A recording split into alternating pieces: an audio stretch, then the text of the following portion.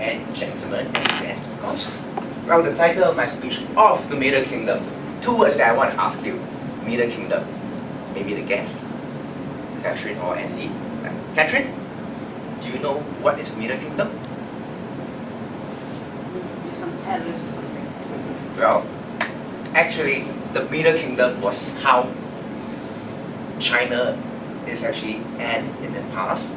And the reason why I say that because very recently I took a trip off to China, and in fact it was because that there was this great bargain on the internet. As you know, Tiger Airways, budget airline, they're having these cutthroat prices, and I managed to log on online, 4 cents per ticket, and so without hesitating, off I went. Well, in fact it was good because I started and I took the first step to what it means to be a Chinese. Be money-faced and cheapskate. You don't get 4 cents very often, do you? And so, off I went on the day itself, 22nd November. I flew in, but before that, of course, it was a mad rush to the budget terminal in Singapore. Well, that day, it was raining. And as you guys may know, budget terminal actually had no aero bridge. If you had to be cheap, something else would probably have been taken away. And it was raining, there was no umbrella. So me, carrying that backpack, was just rushing in onto the plane border. By the time I sat down, I was drenched. Can't complain much. It was 4 cents. So, after that I sat in the plane, it took off, things were fine. But after a while, I started to get a bit jittery. That was because I started to feel that it's a little bit cramped. So my legs were just touching the seat in front of me. It was starting to feel unbearable. And that was when I knew the true meaning of, if you pay peanuts, you get monkey.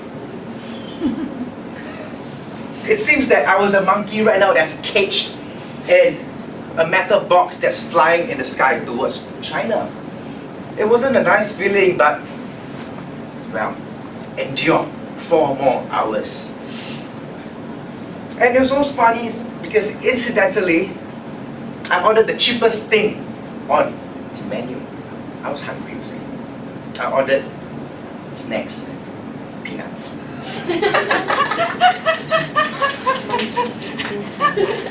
After a while, we touched down, glad, and there it began a whole new adventure. Being a Chinese cheapskate, wanting to find a best deal, I started looking for a land-based tour because I landed in Guangzhou. I wanted to go Guilin to check out the nice scenery.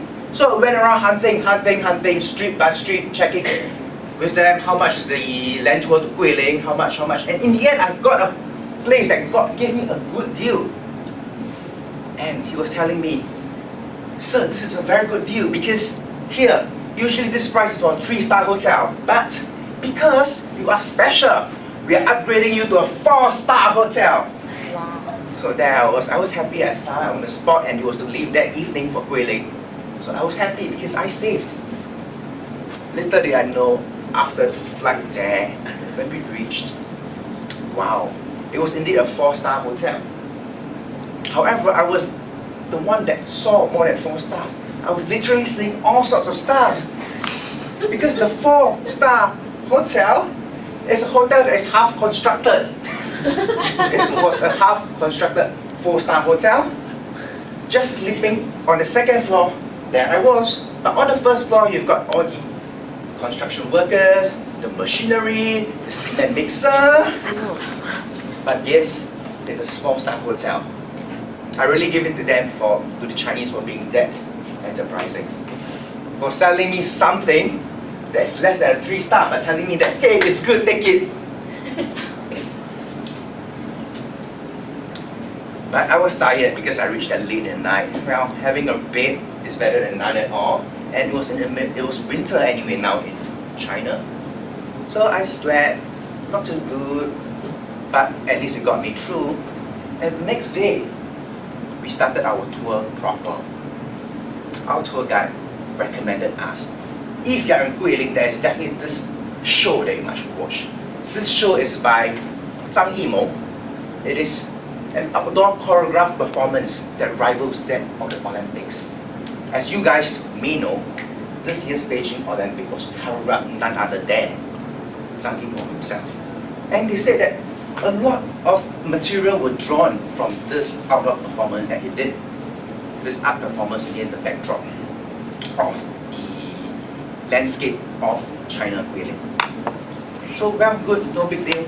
I paid 200 yuan, which I thought was a steal because there was, during the performance, there was seas of red, there were hundreds of people choreographing, performing information. I enjoyed it totally. And I thought that 200 yuan was well spent. I went to bed that night, in spite of the 4-star hotel of substandard, in a very dreamy mood because it put me in that relaxing mood. I had a good night rest. And next morning I woke up positive, full of positive energy. So I started to make talk with a Chinese national over breakfast. The show yesterday was good, I love it completely. And he said, yes, it's good too. Then after, the 200 yuan was so worth it. He started.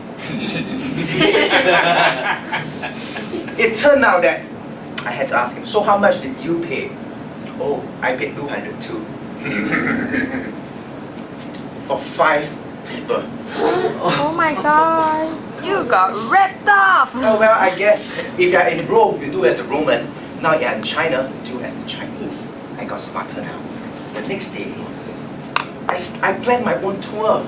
Instead of paying $300 to go on a bamboo raft to tour the rivers in Guilin, I actually managed to get a vehicle to send me there to do the rafting at half the price. But it wasn't without much difficulty.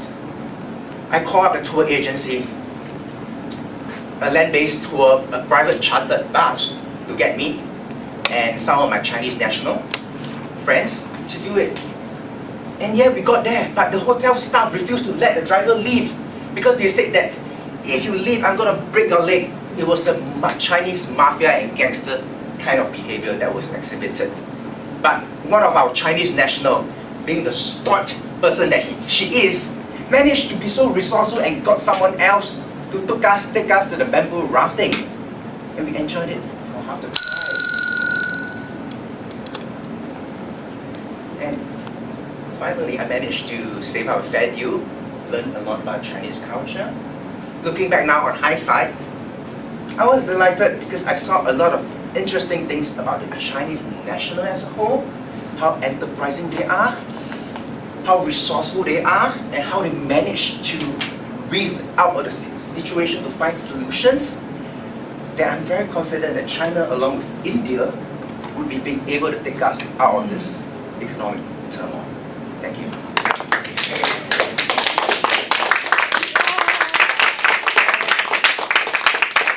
Bring any kids or not? Renminbi. Or cheap